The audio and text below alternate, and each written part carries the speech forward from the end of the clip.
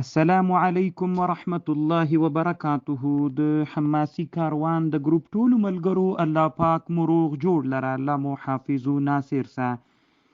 یو ورور محمد شعیب په نامه باندې د پاکستان نه پوښتنه کړې ده. د ورور پوښتنه داسې ده که چیرته یو سړی مړ سي لا دفن کړل سوی نه وي، دې مړي ته دعا دی وی څرنګه د جواز لري که یې نه لري؟ نو محترم وروره، دعا خو جایز ده ورته مخکې له هغه نه، یعنې چې دفن سوی هم نه مړي ته دعا کول جواز لري وروره، او شرعا خو انشاءالله په دې اړه باندې کوم منع نه ده راغلې. او که د تا تعزیه مقصد وي محترم، یو تعزیه ده، یو دعا ده، دغه د مړي خپلوانو ته تعزیه او تسلا ورکول، نو هغه علماوی عند القبر مکروه ده. د دور المختار متن ده وتکره التعزیه ثانیا وعند القبر. چا چې یو وارې تعزیه مړي ته کړي وي نو دویم وار هغه ته تعزیه کول مکروه ده. لکه موږ تاسې کې عادت ته کله چې سړی جنازه کې وي هغه بیا تعزیې ته ورځي، نو دا بیا تعزیې ته ورتلل دا مکروه ده، ځکه جنازه کې وي تیار اول ته دې تسلا ورکړې ده، بیا تکرار دا مکروه ده. وعند القبر دا مکروه ده.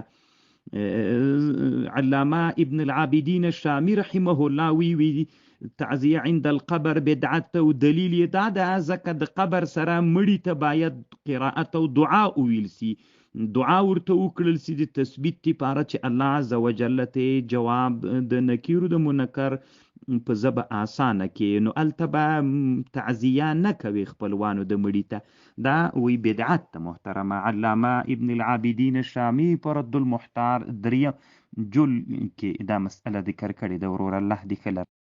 وعلیکم السلام. ایاس فراهی په نامه یو ورور پوښتنه کړې ده چې د نر دپاره د سپینو زرو ګوتمۍ جواز لري که نه لري؟ محترم وروره، ما په هدایې کې مفصل بحث کړی ده په دې باندې، بیا به م تا ته مختصرا ووایم. وروره، سپینو زرو ګوته د نر دپاره جایز ده، جواز لري. ګوره رسول صلی الله علیه وسلم ګوته د ښایست دپاره نه و استعمال کړي. پخوا زمانه کې عادت داسې و چې دا ګوته به د مهر دپاره استعمالېدله، په هغې کې به مهر و، یعنې دا لکه ټاپه چې ورته وایي، دا اوس زمانه کې چې خط ولیکي او مکتوب مهر یې کړي، هغې زمانه کې په ګوته کې مهر و. نو رسول صلی الله علیه وسلم د دې دپاره استعمال کړی و. نو اوس هم علما وایي چې څوک مهر یا ټاپې ته ضرورت لري، معنا ملک وي، قاضي وي، ولسوال وي، والی وي، نو هغه ګوته کې مهر وي، نو د دې پاره جوړول یې چې دي مستحب جایز دي. او که چیرته یو سړی داسې و چې هغه مهر ته ضرورت نه درلوده، عادي سړی و، نو هغه دپاره د سپینو زرو ګوته استعمالول جایز ده، خو نه استعمالول اولا ده، چې دا د مونږ ټول حنفي فقها لیکي، د هدایې مولا علامه برهان الدین مرغنانی او د هغه نه وروسته ټول حنفي فقها هم دغه مسئله لیکي، جایز ده محترمه، خو خلاف الاولا ده. اوس زمانه کې خو عکس هغه خلک چې ذي سلطان وي هغوی هم د مهر دپاره نه استعمالوي، مهر مستقل شی وي، نو د هغوی دپاره محترمه هغه جایز، خو چې ده سره له دې چې مهر پکې استعمال کړي، او چې هغوی هم مهر نه استعمالوي ورته استعمالولي خلاف الاولا ده. اوس ډیر وخت کې بعضې خلک داسې مشوره کړې ده چې ګوته په ګوته کول دا سنت ده، دا صحیح نه ده محترمه. الله دې جوړ لره، کامیاب اوسې، جنتي سي.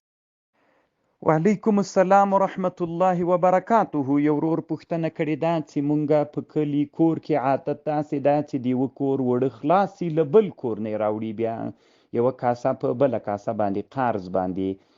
نو محترمه وروره، که قرض ورته وایي جایز ده، که داسې ورته وایي چې یو کاسه اوړه راکه بیا به په دغه یوه کاسه اوړه درکم، که بیع وي دا ناروا ده، جواز نه لري.